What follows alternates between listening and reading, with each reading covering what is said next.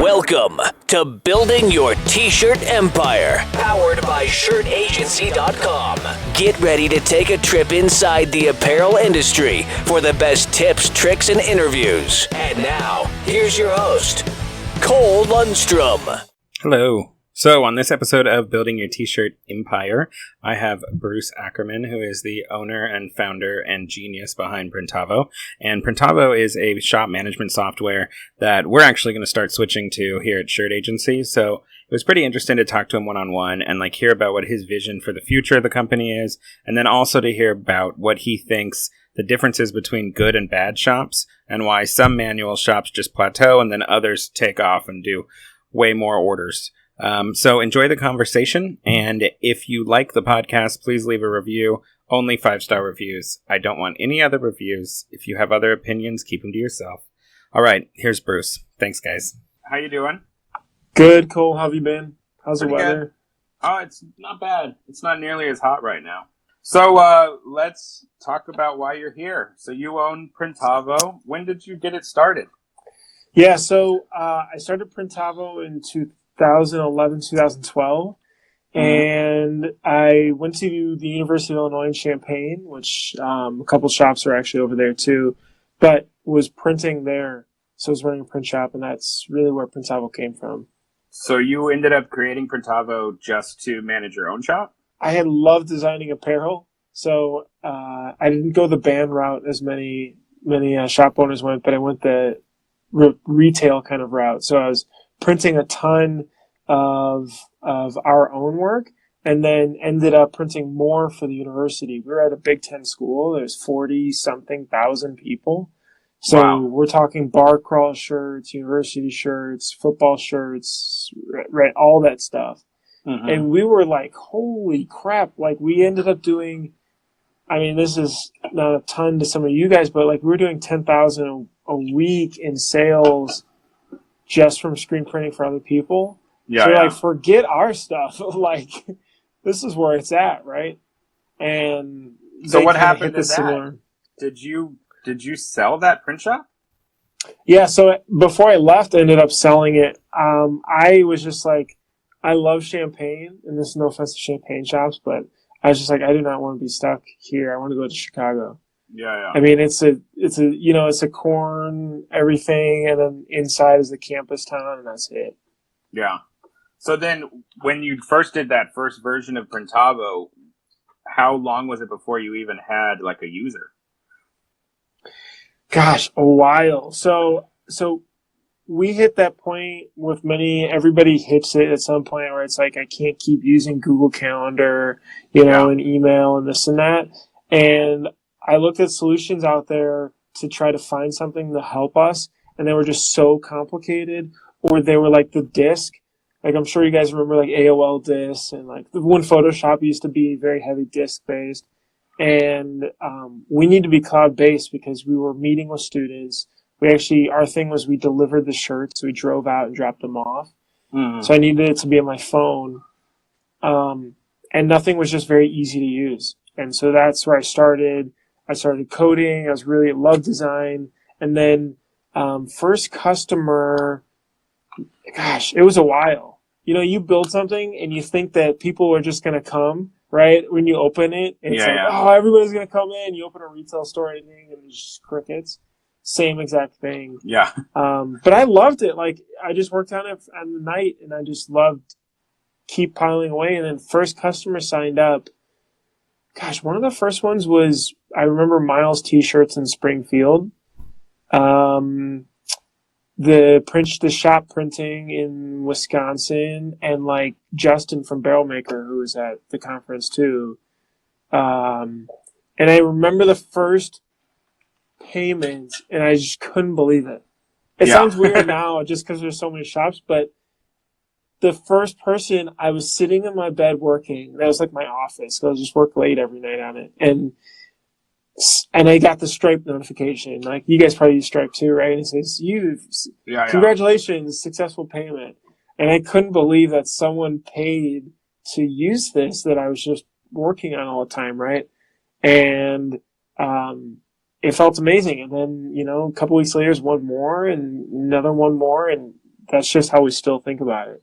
Yeah, that's crazy. I mean, some people are asking in the comments what this is about, but you own Printavo, like we said earlier. Oh, And yeah. Printavo is shop software, so it's how you can run and manage your shop without losing your mind with emails. We're actually just now switching over to it, so we're pretty excited to get a lot more like involved with like the whole Printavo system. Because right now we have just a hodgepodge of things, which I think most people are running like that, right? For sure, for sure. Or even like whiteboards. I see a lot of tons of carbon, like free copy paper. Rewrite one, you rip it off, you put it in that bin over there, and this one goes over here. And oh yeah, I was at this shop a few years ago where all it ever was pieces of paper everywhere, and if someone lost the paper, then you had to figure out what you lost before you could even go and print it out again. It's a nightmare. Yeah, well, and not only that, but like just imagine a customer calling in, or let alone an important customer calling in, and just being like, "Hey, where are we at? How are things going?" And then you're chasing paper, and then it falls under a press, or God knows where it goes under. Or you're walking up to employees and being like, "So have we started?" Because yeah, there's no tracking whatsoever. Yeah. So the efficiency is just, and that's been something that's been so interesting. Is just getting more efficiency. I think like print shops, we tend to manage shops as a printer because that's how we grew up in the business. But it's really like a manufacturing company, and it's like, how do we look at it using lean manufacturing to be super, super efficient with that flow and creating that repetitive process? So what are you seeing from shops that are making like real numbers each month? Why are you seeing them succeed where a lot of people might be static and they're just a manual shop for 12 years? Yeah. So, the biggest is first mentality of the business owner. Are they in the business or on the business? I think people hear this a lot, but truly letting go, you almost strangle the business if you're not be able to delegate things off and be able to train and trust the people that you hire. Mm-hmm. That's one. And then the other thing really is like creating a repetitive process. I think we touched on this at the conference. But like, do you have a full workflow for what happens at every step of your shop? If yes, does it go to this flow? If no, does it go over here? So that you can take an absence of leave and just be gone. And does things continue to run? Like, that's the true test. Can you leave for 2 weeks, a month, and expect everything to continue running? I would guesstimate 90% says no, everything just collapses because people don't know who to ask or what to do or this or that. But like that stuff takes time too, right? Like you probably didn't get to that, for a while, right? Like, cause you have to hire for the different departments and areas, but especially when like you're the boss, which means you're also like the production manager or you're the head of sales or whatever. Exactly. You basically have to be so big that you aren't all that necessary, which is that's like at least like 12-man shop or so. I wouldn't think that works very well if you 3-4 people. There's just not enough money. I think too is also being like really self-reflective of you and what you're doing every day. Because you could say, man, I'm putting in 12, 14, 18-hour days. It's like, what are you doing? Right. Like, are you literally like hand holding with the graphic designer each job and like communicating back and forth? I found this myself in this role too. So I actually like write what I'm supposed to be doing down that day. Mm-hmm. And if there's stuff that's on that list that I should be delegating off, I need to spend the time initially to do that, right? Because it's so easy to be like, oh, I'll just do it. Yeah. Right. And then next thing you know, you're still doing it, and it's a year later, and it's again like strangling that workflow. Yeah, I think for sure. Like, I see a lot of shops where like they're so tied up in problems that they didn't get anything productive done. It's just kind of like this infinite game of chasing their tail. I know for me, as soon as I was off the press, even though I wasn't out of the business, that was huge for our growth because it meant that I wasn't sucked into when did that happen? That was, well, year one, I didn't do anything but outsource. And then Okay. year two, I was actually on a press. And at the end of year two, we'd already hired me off of it. So it was like 1 year of me being completely involved in every single design. And then I finally got people into print that wasn't going to be me. So like I still was involved like a manager, but I wasn't involved like, hey, this screen didn't get burned right. And then it would ruin 45 minutes trying to get it Right. redone. Was that a manual still you guys had? Well, at the end of year two, we got an auto. We got a rock. Okay. So that was like, that's another game changer. For anyone who's considering an auto, it's like the best thing ever. When do you feel like was the right time to do that? For us, it was just like demand. We literally were doing like 4,000 units manually. Mm-hmm. So it was just, there was no question for us. We kind of grew out of necessity. But I know that some shops, like if the money makes financial sense, I would do it. If you have like the $1,600 a month for the payment, I would probably go auto pretty quickly just because it allows you to not turn down the big orders. And it means it means that a 500 piece order is a 2-hour problem. It's not 2 days. Sure. When you try to do 500 units manually, it just destroys you. Right. Interesting. Yeah, and just the time. Yeah, your cost of print each shirt goes way down. Yeah, there's one shop in LA that has like 5 or 6 manuals and a huge staff, like 11, 12 people, and they've never gone auto. And I feel like that, if you just look at the labor costs versus what they're outputting, it's a huge difference. And it's kind of crazy that they haven't gone auto because they're afraid of buying a machine that's actually a lot cheaper than the people. I don't know if they're just overly cautious or whatever, but it kind of blows my mind that they've never done it because they're a pretty big shop in LA. Did you finance or pay cash or? With the Rock, the first one, we did like this crazy rent-to-own thing that Ryonet will do with some people. Okay. So it's like a rent-to-own system, and then what you can do is just refi it and turn it into like a payment to pay it off instead. Mm-hmm. But it was cool for us because it meant if we failed, we weren't on the hook. Interesting. They were just going to pick it up. We weren't going to owe the balance on the unit. And if you kept it longer, then you start owning equity in the machine? Yeah, like if I had stayed rent to own the entire time, it was like a 10-year payoff structure. It was insane. Oh, wow. So, Okay.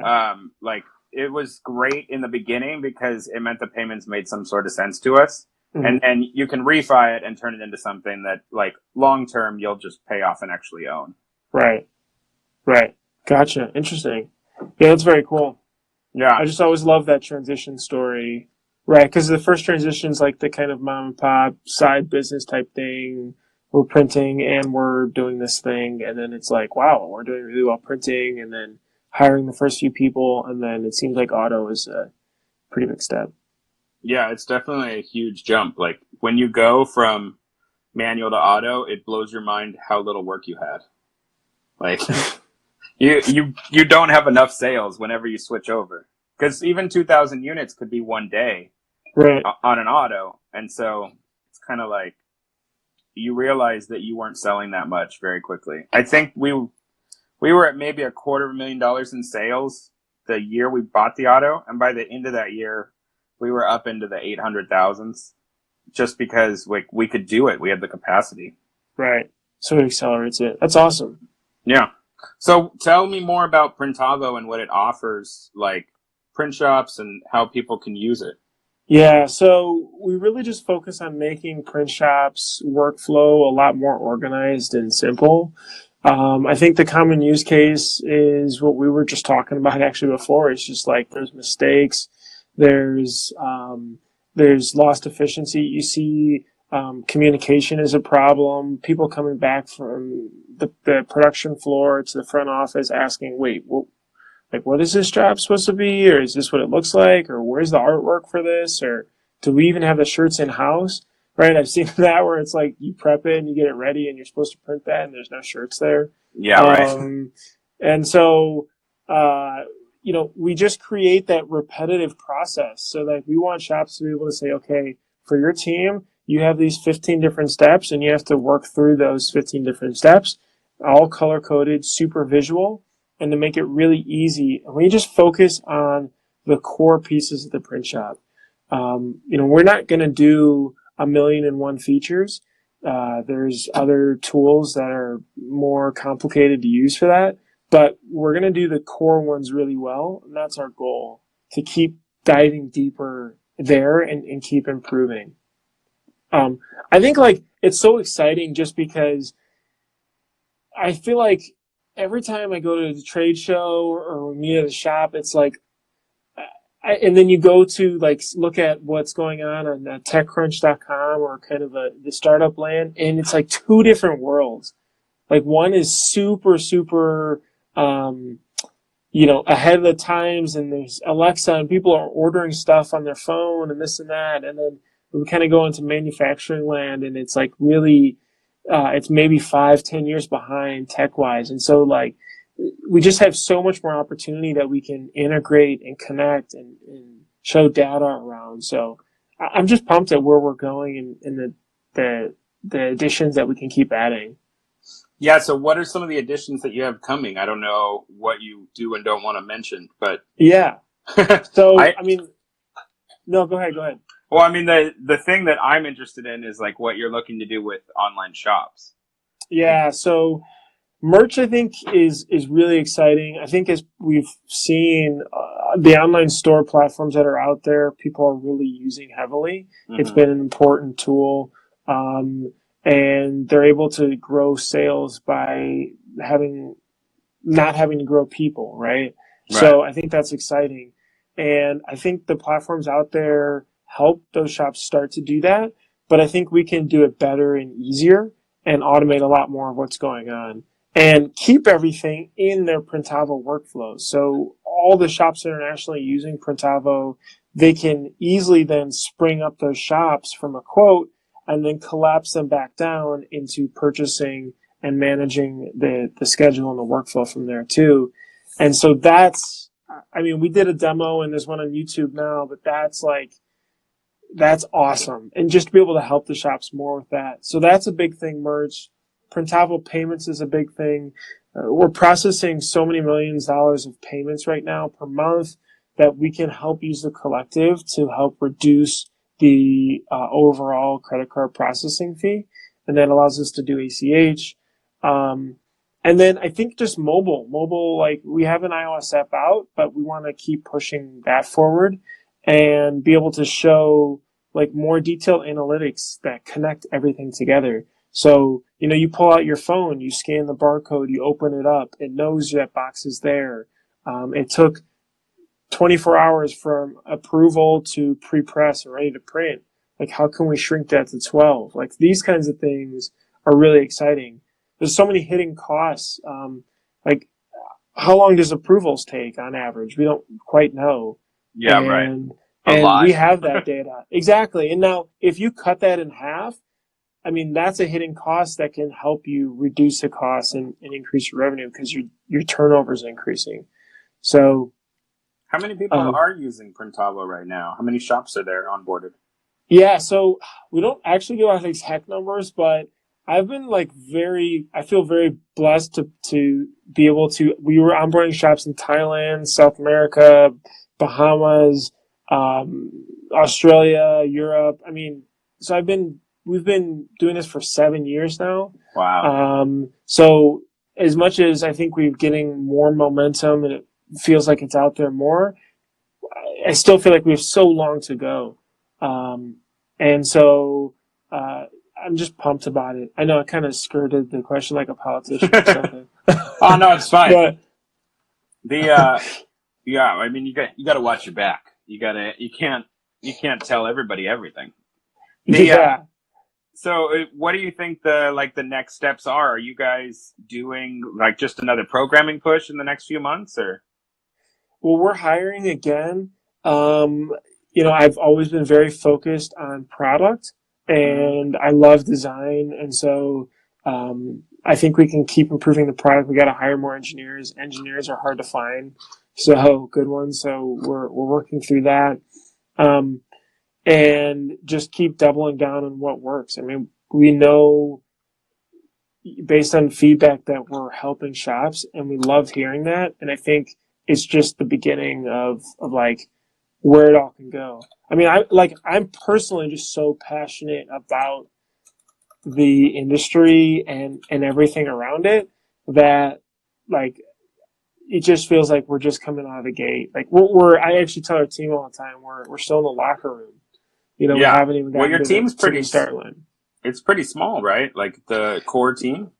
Yeah, so we're a team of 6, soon to be 8, but you know, we really just focus. It's not as much people for us as we can create something more scalable. It's kind of nice with software is that it can scale past the number of people you have. Yeah. But I think the questions are like, are we supporting our customers really well? Like, are we there and able to answer the phone as much as possible? And with growth, you have to kind of scale up and make sure you're doing that. And then creating a really simple product has helped reduce the amount of overhead that we've had to take on a normal other software companies would have to for an enterprise software type tool. So we bring people as needed, really. And but I think what for us that helps us do is prioritize really, really well, right? Because we get amazing ideas and suggestions from everywhere, but it helps us be able to say what's the most important thing we need to work on because we have limited resources to do that.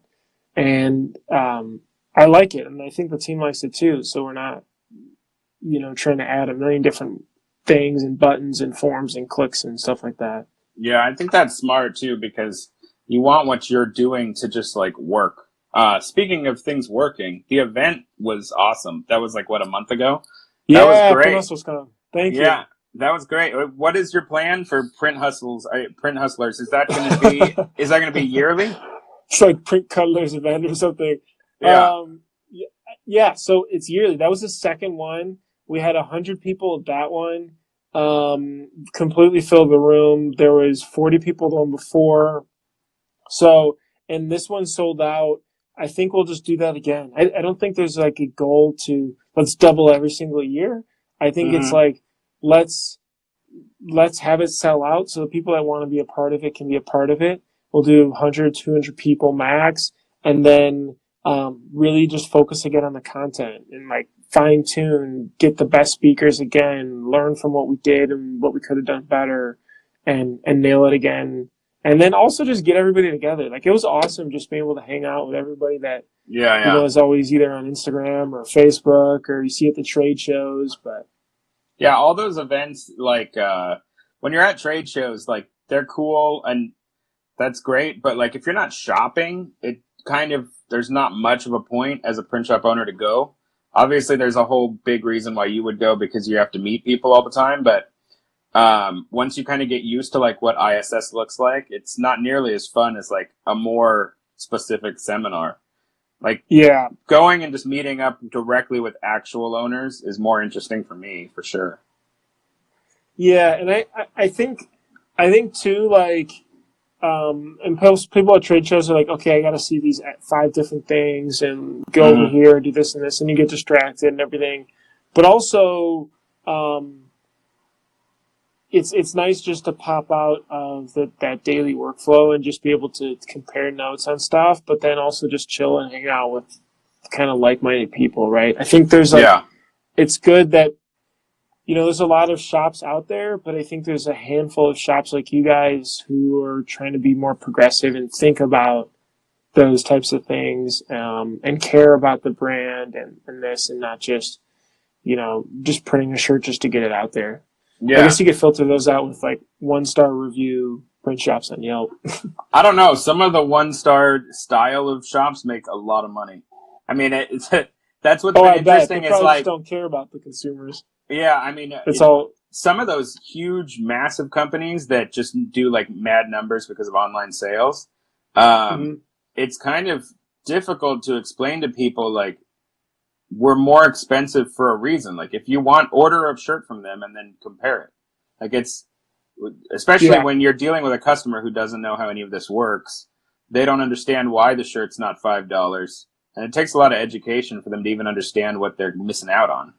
For sure. Do you guys ever do like open houses or something, or like try to get people to go through just to learn how that process works, or? Well, I mean, we do the RioNet class, so we end up with people who want to be screen printers coming in for the class. But Oh, okay. we've never done like a local open house thing. But when people come by the shop, they can actually like walk around or whatever. We have a whole storefront, and then they can do samples and everything in person if they don't want to shop online. I got it. Yeah, Yeah, it works pretty well. I mean, that's kind of like our whole differentiator. It is that we're not online. I mean, we are, but it's like we actually are on the phone and stuff, which helps us, because if there was more of a public face to some of those huge companies, it would they would probably crush the small guys a lot quicker. Well, I think that's a big switch too, and what we'll see is that like there's a huge push now for AI chatbots and automating support and sales leads and all that, but it just doesn't compare to, like, if you're talking to a bot on some chatbot or whatever it is, it doesn't compare to just a real human interaction and that personal connection. Yeah, for sure. And in live chat's just huge. Like it, we always push it as hard as possible. I know we use Gusto, for example, for HR, and they've scaled their team to handle live chat in app for people who are using it. They have live chat available for any like quick HR question, which is crazy to me because the amount of resources you need to do that. But that's a genius idea if you can actually monitor it. We have a hard enough time just replying to emails quickly. I can't imagine getting sucked into live chat, but it would be an awesome feature to see. 100%. Yeah, Olark has been a great tool. I think they either use that or like Zendesk Talk to integrate with Zendesk, the ticketing platform. Yeah, it's interesting, like the way automation can help and hurt. Like we did a designer tool so that people could place their orders and theoretically not talk to us at all, which we thought was a great idea. Yeah. And we ended up just having an unbelievable amount of people not use it. So we actually pulled it down because we would have people kind of half do it, and then we'd see them abandon their design out of frustration or whatever. And we ended up having to call them and find out what was wrong and then just do it the old way. Yep. So we've gone back to just a contact form so that we can do it as like a traditional sale. Yeah, that was what I was talking about too at the conference. Is just that, if you're depending on a designer tool to help funnel more sales to you, it's just not going to happen. I mean, because people, I think, see custom ink, right? And then like, oh, they have a designer tool. People can just, they'll fill it out and they'll handle their artwork. And in theory, then I don't have to do that and it's ready to go. And it just doesn't work like that, as they spend so much in marketing dollars to funnel people through that flow and understand that people drop off. They retarget them to get it back in. And I mean, you guys see, I'm sure, the drop off of people bringing in printouts of that stuff or emailing it over. Oh yeah, it's ridiculous when people just send you a bad piece of art that they made on custom ink. Exactly. It's like, I don't know, that's just kind of become the norm now. But also, like, the custom ink system is just so, it's just so removed from any sort of local shop. Like, most local shops have an advantage just because they're in front of you in person. I think one thing they do really, really well, though, that you can mimic is their website. Forget the designer tool, but the way they've laid out their website is very consumer-friendly in imagery, in content, and in SEO characteristics. So if you notice, like on the top of their website, they've got this small bar that says something like custom t-shirts, something like that. It actually uses what's called an H1 heading tag, and that way it's really high up on the page. Google ranks it very highly because it's so high, and that helps them boost their Google rankings. They also talk about custom shirts. I think we talk about too much of screen printing, which people don't really resonate with as much as I'm looking for custom shirts or hats, whatever. And then they give really good social proof too, which is, social proof is just like proving your customer that others have used you and had a great experience. And that could be done through press that you've gotten. So like press logos, ABC7, NBC have covered us, this and this. Or so I've seen they use, we work with Nike, Adidas, Under Armour, and they put their logos on there. Then quotes from customers. We've handled 1,000 orders or more this year. Photos of real customers and the stuff they've gotten. They do a really great job with all that stuff. Yeah. Yeah, their website's incredible. And what's amazing is most cities in America, if you look up custom shirts, they're actually the search result. Like, not even their ad. But they have pages that they've made for, like, every city. Yep. So when you look up Bakersfield, they've made a Bakersfield page, and then they somehow got more traffic than all the local guys in Bakersfield. Yep. Yeah, 100%. And so the other thing about specifically SEO is just the linking back and forth. So one thing that a lot of shops should be doing is like creating that what's called long tail keyword. So you can create like shirtagency.com / Los Angeles custom t-shirts. And that way, when someone searches LA custom tees or Los Angeles custom t-shirts or something related, that is a higher chance of getting further up the search results. And then the content on that page will be very directed towards what that URL is. And so you'll show up a lot more. And if you want to do AdWords and things like that, you can boost it even further. But that's what they do. And they do that extensively, as you see, throughout all local markets to capture as much traffic as possible. Yeah. Yeah, they're definitely one of the behemoths right now. So, is there anything else you want to plug that's coming out with Printavo before we say goodbye? I think we really covered it. Like Printavo Payments is exciting. Printavo Merch is really exciting. Our analytics we're working on is really exciting. I think as much as we've put in 7 years so far, I think we've got another 50 plus to like just keep pushing forward and take shops really into the future. And it's really exciting. I don't know.